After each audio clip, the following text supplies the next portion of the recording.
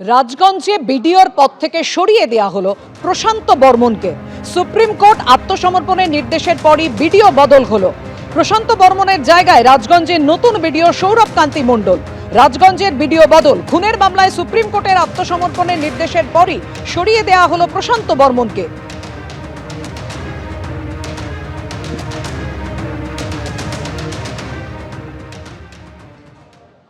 ভোটের আগে মালদায় উদ্ধার প্রচুর আগ্নেয়াস্ত্র। এই ঘটনায় দুজনকে গ্রেফতার করেছে পুলিশ। ধৃতদের থেকে উদ্ধার 15টি অস্ত্র, প্রচুর কার্তুজ। ধৃত একজনের বাড়ি লালগোলায়, অপরজনের বাড়ি মালদার সুজাপুরে।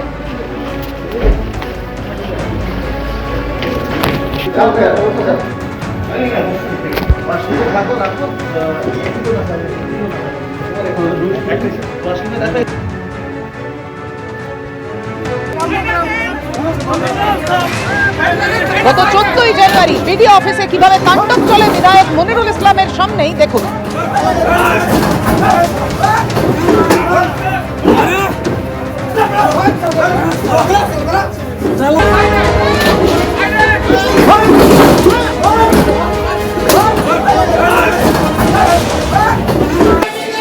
তারপরও এফআইআর এর নাম ছিল না মনিরুল ইসলামের, তৃণমূল বিধায়কের। এখনো পর্যন্ত তৃণমূল বিধায়ক মনিরুল ইসলামের বিরুদ্ধে কোনো পদক্ষেপ নিতে দেখা যায়নি পুলিশকে।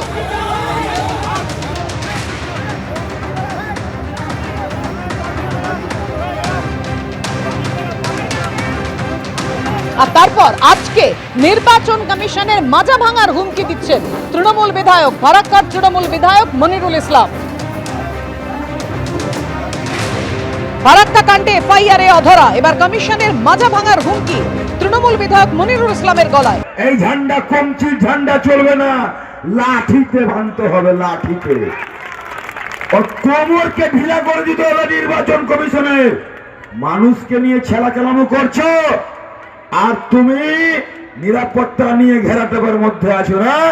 তুমি আকাশে আছো, পাতাল থেকে ছেঁচড়ে বের করবো, পাতাল থেকে বের করবো। আর আইন কার জন্য? মানুষের জন্যই। তুমি নিজেই জানো না কখন কি বলছো। তাই একটা একটা করে আমাদের সংবিধানের উপরে, আমাদের সুপ্রিম কোর্টের উপরে আমাদের আস্থা রাখতে হবে। একটার পর একটা গালে থাপ্পড় পড়ছে বিজেপি। বিজেপিকে খুশি করতে গিয়ে আজকে বাংলার 12 কোটি মানুষকে হেনস্থা করছে। তাই এই নির্বাচন কমিশনের এখান থেকে আমি বলতে চাই, ওনাকে পদত্যাগ করা উচিত। ভাড় হয়ে গেছে, গাদ্দার হয়ে গেছে, অযোগ্য লোক। তাই সামনে দিনে আপনারা প্রস্তুত থাকুন। এই সমস্ত জনপ্রতিনিধিদের ভাষার থেকেই তা প্রমাণিত হয়। এবং আমি মনে করি তৃণমূল কংগ্রেস যেভাবে নির্বাচন কমিশনকে বারংবার চ্যালেঞ্জ করছে, হিয়ারিং সেন্টারগুলোতে যেভাবে ভাঙচুর লুটপাট চালাচ্ছে, এই রাজ্যে অবশ্যই নির্বাচন কমিশনের আসা উচিত। সংগঠিত রাজনৈতিক দল তৃণমূল কংগ্রেস তারা কিভাবে নির্বাচন করেন সেটা এই এসআইআর এর সময় মানুষের সামনে উঠে এসছে। যদি আমরা বিসর্জন না দিতে পারি তাহলে এই দল, এর আগেও আমি বলেছি, বিজেপির বিরোধিতা করতে গিয়ে তারা আসলে কেন্দ্রের সরকারের বদলে দেশের বিরোধিতা করতে শুরু করেছে। সর্বক্ষেত্রে পশ্চিমবঙ্গের মানুষের এই দলের বিরুদ্ধে রুখে দাঁড়ানো উচিত এবং নির্বাচন কমিশনকে দায়িত্বপূর্ণ পদক্ষেপ গ্রহণ করা উচিত। এবিপি আনন্দ, এগিয়ে থাকে, এগিয়ে রাখে।